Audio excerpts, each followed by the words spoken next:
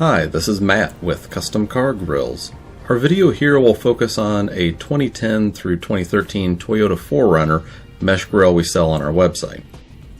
The plan is to remove the center area and replace it with mesh. I'm going to start by removing the screws on the back of the factory grill. These are Phillips head screws, which are easily taken out. There are quite a few of these screws on the back of the grill, and all of them will need to be removed. I'm doing this so that I can temporarily remove the painted upper shroud.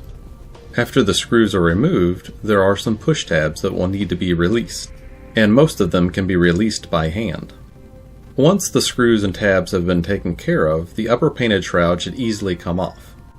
I'm going to save the Toyota logo for a future project. These are removable from the back fairly easy. The center horizontal bar is also removable if desired by releasing the push tabs on the back. Now it's time to start cutting. I'm using an open-ended saw blade to do most of the work. The cuts are relatively self-explanatory as to where to make them. I'm simply cutting right along the edge where the factory plastic diamonds meet up with the thick outer border. When nearing the rounded corner, it's important to follow the contour of the curve and to not keep cutting horizontally through it. Making cuts through the solid areas where the logo bar is should not pose any difficulties, but it's important to stop before cutting all the way through the bottom of the grill. This is the time to slow down a little bit and take some time to make some very accurate cuts.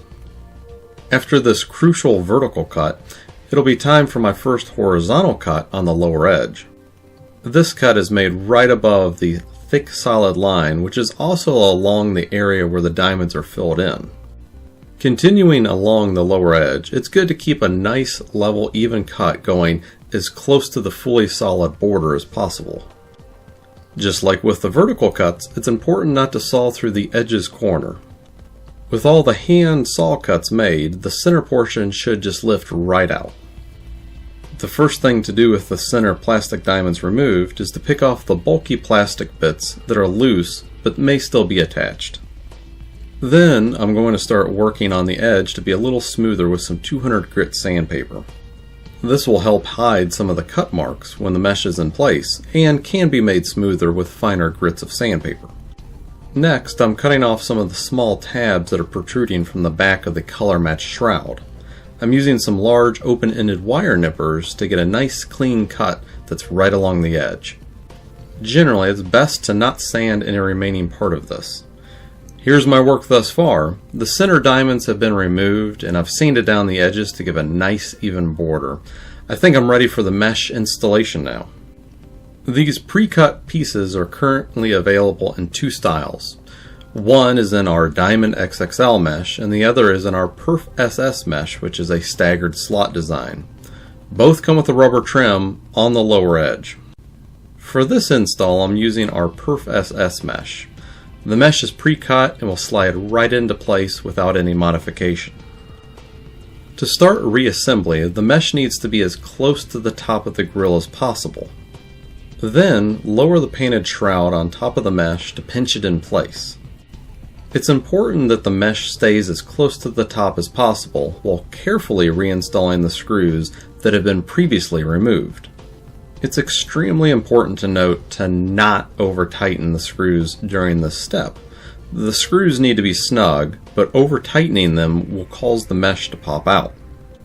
New screws may be needed to reattach the plastic part that is located on the back at the top center. The factory screws will be too short.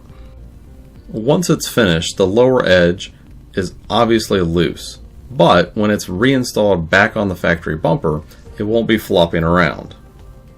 Additional reinforcement here can be used to keep the mesh close to this edge. Here's a final look at the end result with just the mesh in place. It's a good solid appearance that'll bring a new look for any 4Runner of this year range. And this is one of the quicker installs for a mesh product like this, and it can also be customized with a variety of letters or emblems. One example of an emblem that can be added is this old school Toyota emblem that we stock on our website that's easy to install. I think this project turned out great, and I hope you liked this video. If you have any questions about this installation or any others, feel free to contact us.